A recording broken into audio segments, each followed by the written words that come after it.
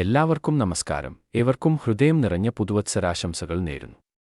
ഇന്ന് 2026 ജനുവരി 1 വ്യാഴാഴ്ചയാണ്. എല്ലാവരും ഇന്നലെ രാത്രി പുതുവത്സരം നന്നായി ആഘോഷിച്ചു എന്ന് ഞാൻ വിശ്വസിക്കുന്നു. എനിക്കും ഭാര്യയ്ക്കും ഇപ്പോൾ പഴയതുപോലെ വലിയ ആഘോഷങ്ങളോട് താൽപ്പര്യമില്ല. അതുകൊണ്ട് ഞങ്ങൾ ഇന്നലെ നേരത്തെ തന്നെ ഉറങ്ങാൻ പോയിരുന്നു. എങ്കിലും പടക്കങ്ങളുടെ ശബ്ദം കേട്ടാണ് ഞങ്ങൾ ഉണർന്നത്. എന്റെ ഭാര്യയ്ക്ക് ഇന്നും എനിക്ക് നാളെയും ജോലിയുണ്ട്. ലോകത്തിന്റെ ഏത് കോണിലിരുന്നും ഈ വീഡിയോ കാണുന്ന എല്ലാവർക്കും ഒരിക്കൽ കൂടി ഞാൻ നന്മകൾ നേരുന്നു. ഓരോ പുതിയ വർഷം പിറക്കുമ്പോഴും കഴിഞ്ഞുപോയ വർഷത്തെ നമ്മുടെ പ്രവൃത്തികളെക്കുറിച്ച് ചിന്തിക്കേണ്ടത് അത്യാവശ്യമാണ്. എവിടെയാണ് പിഴവ് സംഭവിച്ചത്, എന്തൊക്കെയാണ് ശരിയായ രീതിയിൽ നടന്നത്, വരും വർഷം എങ്ങനെ മികച്ച രീതിയിൽ മുന്നോട്ട് കൊണ്ടുപോകാം എന്നതിനെക്കുറിച്ചെല്ലാം നാം ആഴത്തിൽ ചിന്തിക്കേണ്ട സമയമാണിത്. ഒരു കാര്യം ഞാൻ പ്രത്യേകം പറയാൻ ആഗ്രഹിക്കുന്നു.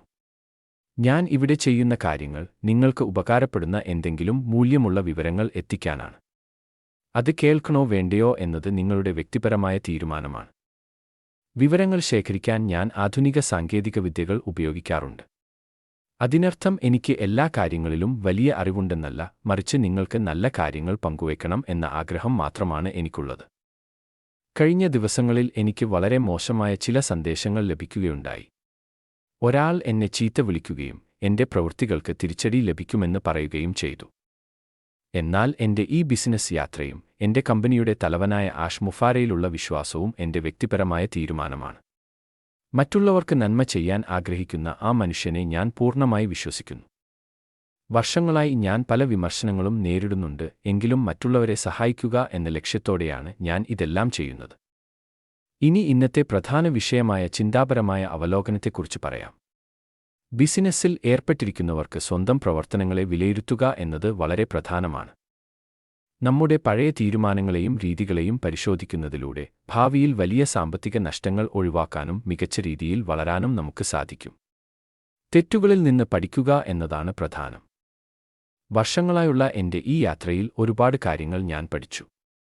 ക്യാമറയ്ക്ക് മുന്നിൽ എങ്ങനെ സംസാരിക്കണം എന്നും മറ്റുള്ളവരോട് എങ്ങനെ പെരുമാറണം എന്നും സ്വയം തിരുത്തിയാണ് ഞാൻ ഇന്ന് കാണുന്ന നിലയിൽ എത്തിയത്. ബിസിനസ്സിലും ഇത് തന്നെയാണ് വേണ്ടത്. പ്രതിസന്ധികൾ ഉണ്ടാകുമ്പോൾ പരിഭ്രാന്തരാകാതെ ശാന്തമായി ഇരുന്ന് കാര്യങ്ങൾ വിശകലനം ചെയ്യണം. നമ്മുടെ ലക്ഷ്യങ്ങൾ എന്താണെന്ന് വ്യക്തമായ ധാരണ ഉണ്ടാക്കിയെടുക്കണം. നമ്മുടെ കമ്പനിയുടെ തലവനും ഇതേ രീതിയിൽ തന്നെയാകണം കാര്യങ്ങൾ മുന്നോട്ട് കൊണ്ടുപോകുന്നത് എന്ന് ഞാൻ വിശ്വസിക്കുന്നു. സ്വയം വിലയിരുത്തുന്നത് കൊണ്ടുള്ള ഗുണങ്ങൾ എന്തൊക്കെയാണെന്ന് നോക്കാം. ഇത് നമ്മുടെ തീരുമാനങ്ങൾ എടുക്കാനുള്ള കഴിവ് വർദ്ധിപ്പിക്കും.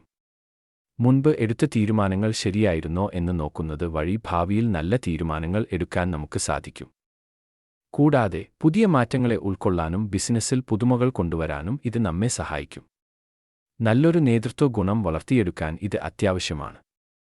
നമ്മൾ ഓരോരുത്തരും ഓരോ നേതാക്കളാണ്. നമ്മുടെ കീഴിലുള്ള ആളുകളെ എങ്ങനെ നയിക്കണം, അവരോട് എങ്ങനെ ആശയവിനിമയം നടത്തണം എന്നതൊക്കെ നാം പഠിക്കേണ്ടതുണ്ട്. ടീമിനുള്ളിലെ ഐക്യം വർദ്ധിപ്പിക്കാനും അനാവശ്യ തർക്കങ്ങൾ ഒഴിവാക്കാനും ഈ സ്വയം പരിശോധന ഗുണം ചെയ്യും. എങ്ങനെയാണ് ഇത് പ്രായോഗികമായി ചെയ്യേണ്ടത്? ഇതിനായി ദിവസവും കുറച്ച് സമയം മാറ്റിവെക്കണം. സമയം എന്നത് ഒരിക്കൽ പോയാൽ തിരികെ കിട്ടാത്ത ഒന്നാണ്. ആ സമയത്ത് ശാന്തമായി ഇരുന്ന് നമ്മൾ ചെയ്യുന്ന കാര്യങ്ങൾ ഉപകാരപ്പെടുന്നുണ്ടോ, എന്തൊക്കെ മാറ്റങ്ങൾ വരുത്തണം, ഭാവിയിൽ ബിസിനസ് എങ്ങനെ മെച്ചപ്പെടുത്താം എന്നതിനെക്കുറിച്ച് സ്വയം ചോദ്യങ്ങൾ ചോദിക്കണം. കാര്യങ്ങൾ ഡയറിയിൽ കുറിച്ചുവെക്കുന്നതും നല്ലതാണ്. ഇത് നിങ്ങളുടെ ശ്രദ്ധ തെറ്റാതിരിക്കാൻ സഹായിക്കും. ഓർക്കുക, വെറുതെ ചിന്തിച്ചതുകൊണ്ട് മാത്രം കാര്യമില്ല, അത് പ്രവൃത്തിയിൽ കൊണ്ടുവരണം. ഒരു നല്ല നേതാവ് തന്റെ ടീമിലെ മിടുക്കരായ ആളുകളെ കണ്ടെത്തുകയും അവർക്ക് വേണ്ട പ്രോത്സാഹനം നൽകുകയും വേണം. കഠിനാധ്വാനം ചെയ്യുന്നവരെ അംഗീകരിക്കുമ്പോൾ അത് ബിസിനസ്സിന്റെ വളർച്ചയ്ക്ക് വലിയ ഗുണം ചെയ്യും. ഈ പുതുവർഷത്തിൽ നിങ്ങളുടെ ലക്ഷ്യങ്ങൾ ഒന്നുകൂടി മിനുക്കിയെടുക്കുക. നമ്മുടെ കമ്പനി തലവനിൽ നിന്ന് പുതിയ വിവരങ്ങൾ ഉടൻ തന്നെ ഉണ്ടാകുമെന്ന് ഞാൻ പ്രതീക്ഷിക്കുന്നു.